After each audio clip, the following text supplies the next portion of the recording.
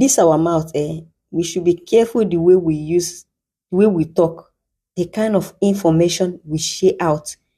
We should not always be too quick to be the first to carry out the information. Like, especially content creators, we are always fond of that. We Any news we see outside or anything we hear, especially things that concern men of God, we like being the first to carry it out. Let me say, not all content creator, of course, godly content creator cannot do that. Somebody like me now, I can no longer do that.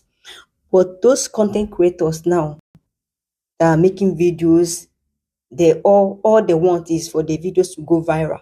So they love to make videos with men of God, because I don't know why people derive joy seeing talking here about men of God. So let's just be careful on the kind of things we see. Let me share with you what happened in the Bible. In the book of Second Psalm, chapter 1, you can read all the chapter 1. You will see what happened to a man that just came to share information with David. This man came to David to tell David that Saul is gone.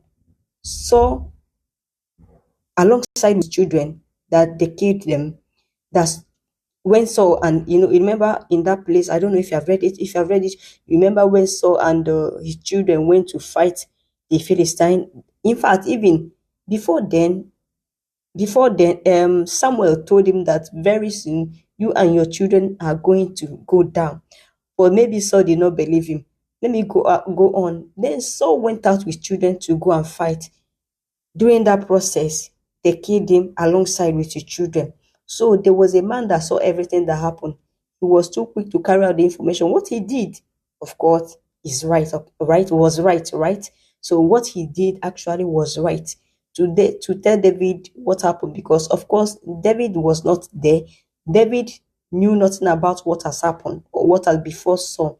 So the man came to David and told David, look at what happened. Oh.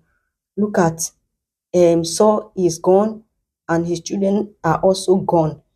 And he now narrated to David what happened, because of course David asked him, what's happened? How did it happen? When? Where? All these kind of questions.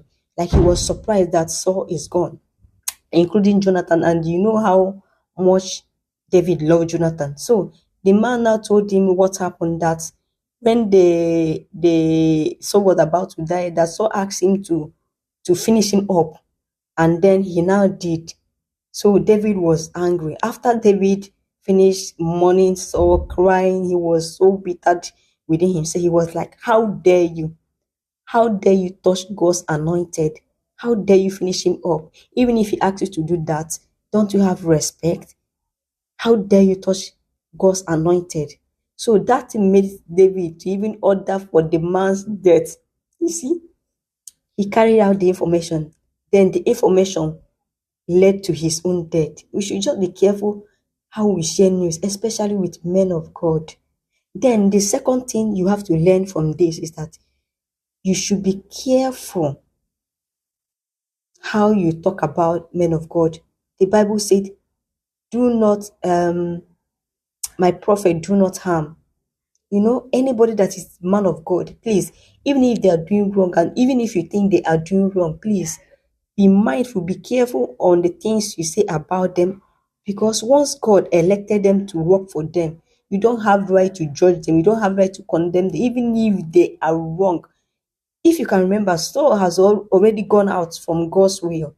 Saul has disobeyed God. God was no longer working with Saul, but still he was God's anointed. God don't play with his children, even if they have walked out from God's will and disobeyed God. Just still leave them for God to judge them. Don't judge them. Don't talk ill about it. Okay, now let me tell you another thing. If you continue reading in that Second Psalm chapter 1, David ordered his people, don't talk about this, the death of Saul. Don't even share it out. Don't say it to anybody. Don't publish it.